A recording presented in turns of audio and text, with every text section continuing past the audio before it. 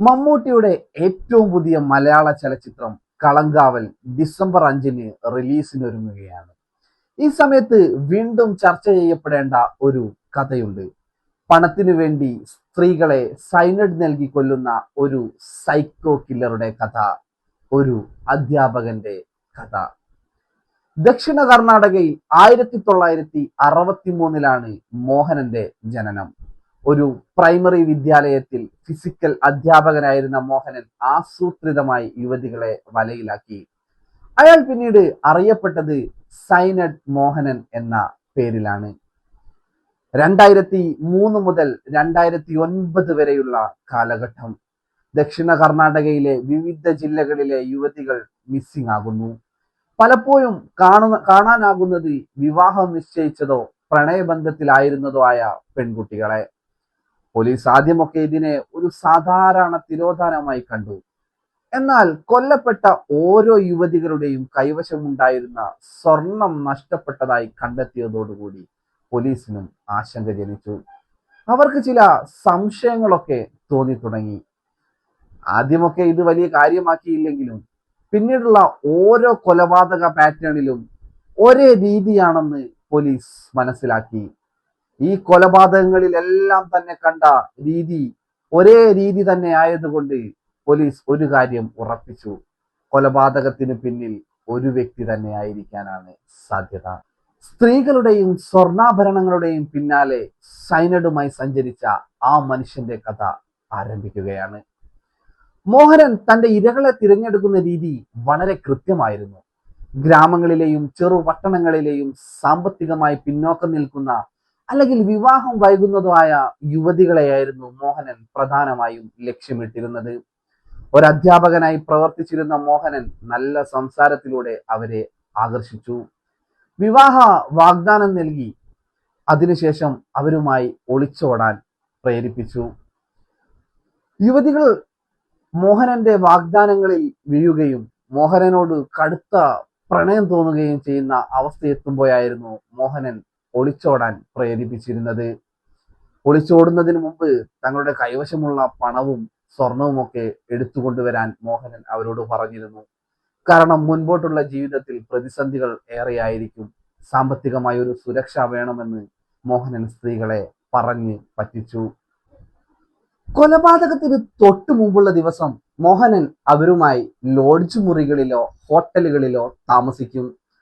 പിറ്റേ ദിവസം രാവിലെ യുവതിയെ അടുത്തുള്ള ബസ് സ്റ്റാൻഡിലേക്കോ പൊതു ശൗചാലയത്തിലേക്കോ കൊണ്ടുപോകും. ഗർഭനിരോധന ഗുളികയാണെന്ന് വിശ്വസിപ്പിച്ച് സൈനഡ് അടങ്ങിയ ഗുളിക നൽകും. ഇതൊരു നിമിഷം നിങ്ങളെ ബോധരഹിതയാക്കും, രഹസ്യമായി കഴിക്കണമെന്ന് നിർദ്ദേശിക്കും. ഗുളിക കഴിക്കുന്ന യുവതികളെ ശുചിമുറികളിൽ ഉപേക്ഷിച്ച് അവരുടെ സ്വർണ്ണാഭരണങ്ങളുമായി മോഹനൻ അപ്രത്യക്ഷനാകും. ഇത്തരത്തിൽ 20-ലധികം സ്ത്രീകളെയാണ് മോഹനൻ കൊലപ്പെടുത്തിയത്. 2009 നടന്ന ഒരു തിരോധാന കേസാണ് മോഹനിലേക്ക് പോലീസിനെ ആദ്യമായി എത്തിച്ചത്. 2009 22 വയസ്സുള്ള അനിത എന്ന യുവതിയെ കാണാതായ സംഭവം പോലീസ് അന്വേഷിച്ചു വരികയായിരുന്നു. അവരുടെ ഫോൺ കോളുകൾ പരിശോധിച്ച പോലീസുകാർക്ക് കൂടുതൽ കാര്യങ്ങൾ വെളിപ്പെട്ടു. അനിതയ്ക്ക് കാണാതായ മറ്റൊരു പെൺകുട്ടിയുമായി ബന്ധമുണ്ടെന്ന് അവരുടെ ഫോൺ രേഖകളിൽ നിന്നും പോലീസിന് മനസ്സിലായി. പെൺകുട്ടിയുടെ ഫോൺ കൂടുതൽ പരിശോധനയ്ക്ക് വിധേയമാക്കിയതോടെ പോലീസിന് ഒരു കാര്യം കൂടി വ്യക്തമായി: ആ ഫോൺ ഇപ്പോഴും ഒരാൾ ഉപയോഗിക്കുന്നുണ്ട് എന്ന്. ഇതിനിടയ്ക്ക് തന്നെ പോലീസിന് മറ്റൊരു വിവരം കൂടെ ലഭിച്ചു. അത് പെൺകുട്ടിയുടെ ഒരു കുടുംബാംഗത്തിൽ നിന്നുമായിരുന്നു. യുവതിയെ മോഹനൻ എന്ന് പറയുന്ന ഒരു വ്യക്തിയോടൊപ്പം കണ്ടു എന്നായിരുന്നു ആ വ്യക്തി പറഞ്ഞിരുന്നത്. മൊബൈൽ ഫോൺ ട്രാക്കിങ്ങിലൂടെ പോലീസ് മോഹനനെ കീഴടക്കി. വിചാരണയിൽ താൻ ചെയ്ത എല്ലാ കുറ്റകൃത്യങ്ങളും മോഹനൻ സമ്മതിച്ചു. ഓരോ കൊലപാതകവും പണത്തിനു വേണ്ടിയായിരുന്നു എന്ന് അയാൾ മൊഴി നൽകി. കൊലപാതകത്തിന് ഉപയോഗിച്ച സൈനഡ് ആഭരണങ്ങളിൽ പോലീസ് ചെയ്യുന്ന സ്ഥലങ്ങളിൽ നിന്നായിരുന്നു മോഹനൻ വാങ്ങിയിരുന്നത്. കേസ് തെളിയിക്കാൻ പ്രോസിക്യൂഷൻ വലിയൊരു പ്രയത്നം തന്നെ നടത്തി. 2009 അറസ്റ്റിലായതിനെ തുടർന്ന് 2 വർഷത്തേക്ക് വിചാരണയ്ക്ക് വിധേയനായ ശേഷം 2013 അനിതയെ കൊലപ്പെടുത്തിയ കേസിൽ കുറ്റക്കാരനാണെന്ന് കണ്ടെത്തിയ കോടതി മോഹനന് വധശിക്ഷ വിധിച്ചു.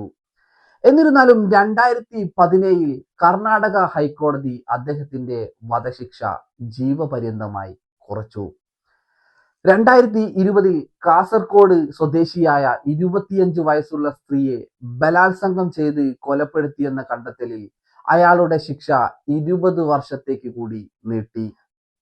2020 കാസർഗോഡ് സ്വദേശിയായ 25 വയസ്സുള്ള ഒരു സ്ത്രീയെ ബലാത്സംഗം ചെയ്ത് കൊലപ്പെടുത്തിയ കേസിൽ അയാൾ കുറ്റക്കാരനാണെന്ന് വീണ്ടും കോടതി കണ്ടെത്തി. ഇത് അയാളുടെ 20ാമത്തെ കൊലപാതക കുറ്റമായിരുന്നു.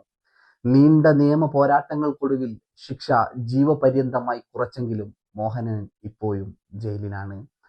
ഒരധ്യാപകൻ എന്ന പരിവേഷത്തിൽ ഒളിച്ചിരുന്ന് പണത്തിനു വേണ്ടി മാനുഷിക ജീവന് വില കൽപ്പിക്കാതിരുന്ന സൈനഡ് മോഹനന്റെ കഥ സമൂഹത്തിൽ നമ്മൾ പുലർത്തേണ്ട ജാഗ്രതയെ ഓർമ്മിപ്പിക്കുന്നു. പുറമേയുള്ള രൂപഭാവങ്ങളിലല്ല ഒരാളുടെ യഥാർത്ഥ സ്വഭാവം നിലനിൽക്കുന്നത് അല്ലെങ്കിൽ നിർണയിക്കുന്നത്. അടുത്ത ആഴ്ച മറ്റൊരു കഥയുമായി നിങ്ങളുടെ മുമ്പിലേക്ക് എത്തുമെന്ന പ്രതീക്ഷയോടെ ഞാൻ വിനീത് സുധാകർ. നന്ദി.